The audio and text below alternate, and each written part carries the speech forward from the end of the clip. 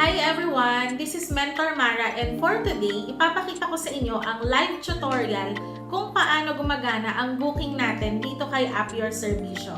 Ayan, so kung ready ka na, let's begin.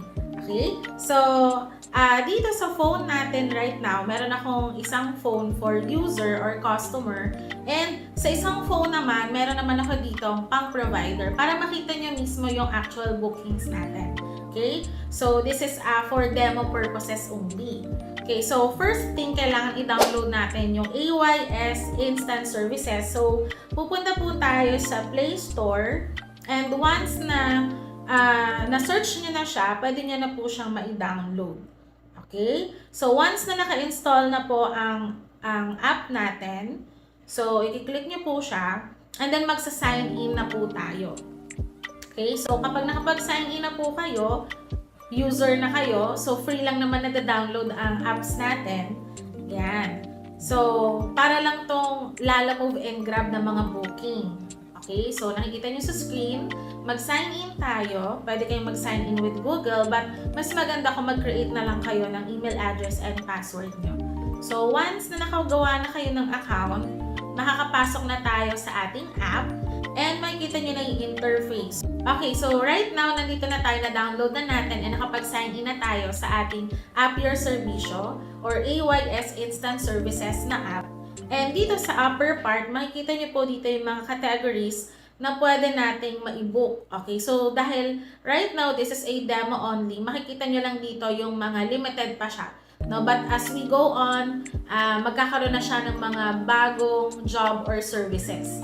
Okay, so pwede tayong mamili dyan. And makikita nyo rin dito sa baba naman, nandito naman yung mga menu bar. Okay, so nandito yung booking, yung categories, yung chat. Pwede mo rin kasi i-chat yung provider na mag-a-accept ng booking mo. Okay, ayan. So dito, punta na tayo. Let's start and let's try to have a booking. So, ang gagawin natin, pupunta lang muna ako dito. So, dito sa baba, mayroon tayong mga services dito. Ito yung mga featured services natin. But if you want to view or browse all the categories, i-click mo lang yung category button dito sa baba. Okay? So, ngayon, susubukan natin mag-demo. Alright? So, dito tayo muna sa Cebu Service Demo. So, this is just an example, guys. Pero normally, ang makikita mo dyan, pwedeng foot massage, pwedeng carpentry, or kung ano pa man. So, okay. So, ngayon, makikita nyo dito, nandito yung description ng service and makikita nyo na din yung available days kung kailan pwedeng magpabook. Okay? So, let's try. Mag-select muna tayo right now. Ayan. And nakikita nyo po dito, i-click lang natin yung book now. Actually, makikita nyo rin yung service provider na nag-register with this service. So, yan, pwede mo i-view kung ilan yung ratings niya and right now, i-click na natin yung book now. So, kung makikita nyo, very friendly or user-friendly yung ating app and mamimili lang kayo kung kailan available yung service provider nyo. So, ayan siya.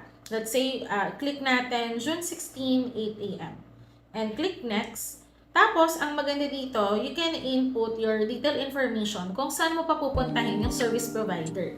So, pwede mong i-type manually yung address mo or pwede mo rin i-click itong current location. So, kung naka-turn on location naman yung inyong phone or device, automatic niyan, masasearch na niya kung saan kayo located para mas exact yung address. Okay? And then, pwede ka maglagay ng description. Let's say, I need it now.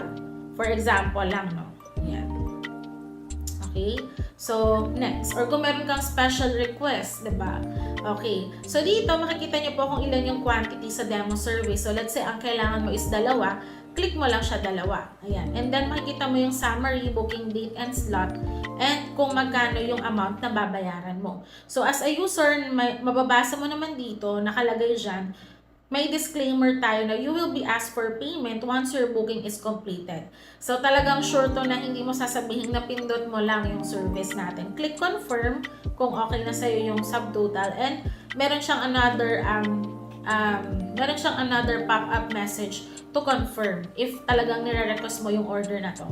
So, confirm. Ayan. So kung makikita nyo po, thank you, your booking is confirmed. And i-click natin yung go to review if you want to check the status of your booking. So ang nakalagay dito ay waiting for pending approval.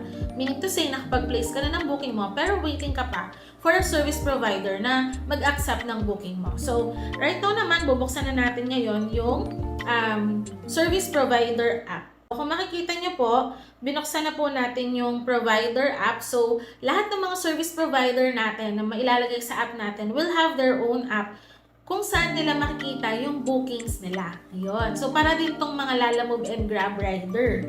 Yan. So, ngayon, let's say, inopen ko yung app ko, I'm the provider. I-click ko naman po sa baba yung menu. Andito yung booking, yung payment, and yung profile ng provider.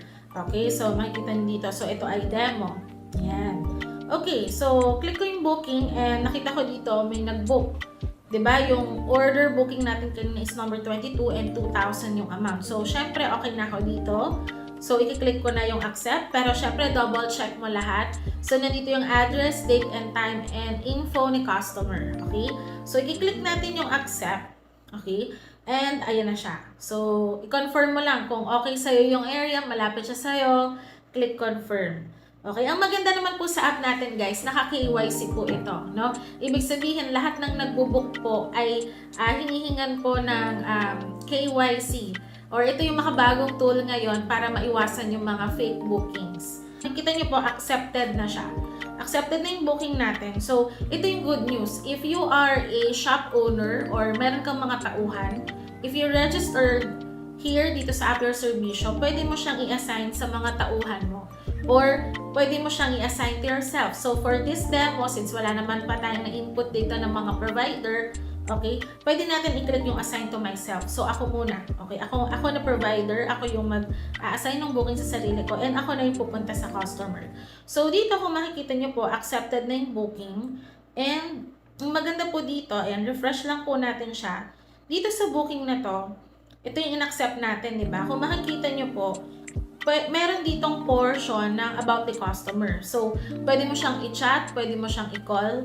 So, dahil demo lang naman to, hindi mo natin siya i-call, pero pwede natin siyang i-chat. So, let's say, ma'am, confirm ko lang po ang ipapagawa nyo. Okay?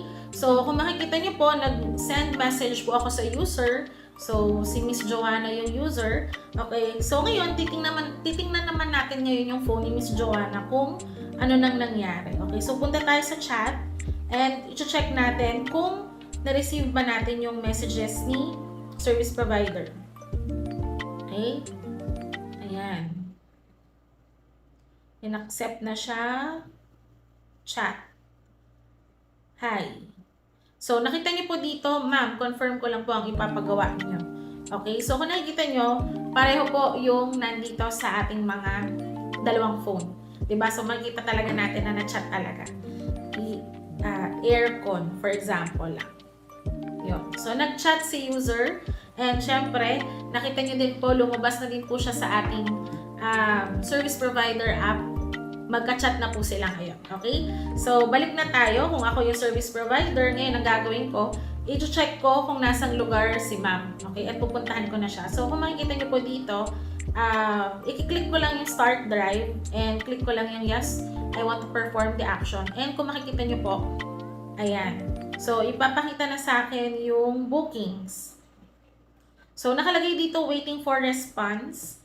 Okay, kasi papunta na ako, start drive na ako. So, pagpalagay na lang po natin na ako po ay nakarating na sa customer natin. So, click lang natin yung booking. Dito po sa user, makikita nyo na ang nakalagay dito ay ongoing. Kasi pinindot na nung service provider, diba? So, let's say, nandito na siya. Okay? So, dito sa user app, dahil nandito na dumating na yung service provider sa bahay ko, magsa-start na siya maglinis ng aircon. Okay, i-click ko na po yung start. Ako yung customer ha. Ayan, click start. Okay, so yes. Kung makikita nyo, nasa system natin, anong oras nagsimula yung booking. And later on, papakita ko din sa inyo na kapag tapos na, i-end na rin ng both parties yun. Okay, so sabihin na lang natin, tapos na. Okay, meron dito nakalagay, hold and done. Yan, syempre kung nag-usap na kami, kung okay na sa akin yung booking niya, okay na yung trabaho niya, nagawa niya ng maayos, pwede ko nang i-click yung done. Yan, so, do you want to end the service? Yes. Ayun siya. Kasi tinapos na. Booking has been updated successfully. Okay? So, tingnan naman po natin yung mangyayari dito sa booking ni service provider. Dito sa interface ng phone niya nakalagay, complete or add extra charge. So, let's say, meron palang pinasama si ma'am. Ang charge ko doon, sabihin na lang natin, nagpad ako ng free yun. 'Di ba? So, maglagay tayo 1,000. Tapos, lagay ko dito, free yun. Added. Okay, yan. Para ma-justify natin bakit ka nag-add. Okay, so click and then yes. And makikita nyo na siya, isa-save ko na yung amount. Yes. Okay. So, dito sa phone ni service provider, nag-add ako ng extra charge. And syempre, kailangan i-confirm din ni customer yun kasi yun po ang babayaran niya sa bill. Okay. So, ayan. I-check po natin kung ano yung mangyayari. Nakalagay dito, pay now. Okay. So, ni-refresh ko na siya, magbabayad na ako. Ayan, so ang nakalagay po dito ay 2,000 plus yung extra charge na 1,000. Ayan, so pwedeng COD, pwede din wallet, no? So, ibig sabihin, cash to cash ko siya babayaran, pwede yon. And then kung meron naman ako, may laman naman yung device ko, nakapaglagay na ako or nakapag-top up na ako, pwede ko na rin siyang bayaran gamit yung wallet ko. So, for this one, try natin yung COD muna kasi wala namang laman yung wallet ko. And, ayan, do you want to pay with COD? Yes. And, ayun, nakalagay dito sa user app completed. Ayan. So, check naman natin sa phone ni service provider. Since na-receive na ni service provider yung binayad ni customer, i-click din yung confirm payment. Siyempre, baka mamaya pinindot lang ni customer, bayad na siya, tapos hindi naman pala. Okay, so i-click lang din ng service provider, confirm payment. You want to perform this action? Yes. Okay, so kung makikita nyo po, ayan, diba, natapos na. And then, lumabas dito sa app ni service provider, service proof. So, pwede nyo po dito ilagay. Okay, so sabihin natin, done, aircon. And then, pwede tayong maglagay ng description, done. Okay? And i-add natin yung image katunayan na natapos na niya yung trabaho. Okay? So, click submit. Okay. Add image. So, wait lang natin siyang ma-upload. And, ayan.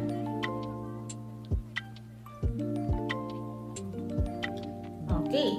So, done na. May service proof na din po. Okay? Para lang tong sa mga booking delivery ng mga rider, di ba? May picture ng pinick up tsaka de-deliver. So, ganun din sa atin. May picture din na natapos na din. Okay? Ayun. So, i-refresh na natin both app kung anong nangyari, completed. And makita nyo dito yung payment status, nakalagay na rin siya, paid by cash. Okay? So, ayan. Tapos na yung ating booking. Diba? So, sa upper right, may status din yan. Ang maganda dito, ayan, makikita nyo din dito yung nangyari na or tracking ng booking. From what time na place yung booking and up to the time na natapos na yung booking. Okay? So, nakita nyo rin dito. So, natatrack din siya po talaga, guys. Okay? So, ayun lang, guys. Sobrang dali lang gamitin ng ating App Your Servicio. Kaya, sobrang ganda na neto. Ayan. So, kung kayo po ay service provider or professionals or business owners na gusto mong maglagay ng services mo dito sa app namin, feel free po na mag-message. And kung kayo naman po right now ay mahilig kayo na mag-request ng mga home services booking, i-download nyo na yung App Your Service natin. And dito, ang maganda dito sa App Your Service natin na application, lahat ng instant services na gusto mong hanapin ay pwede mo nang makuha gamit lang ang cellphone mo. Ito na po ang application na uso ngayon at magte-trending right now na kung saan pwede tayong makapag-book dito ng mga services and syempre makapagbigay din tayo ng mga trabaho sa mga kasamahan natin. Download mo na AYS Instant Services. Thank you and God bless!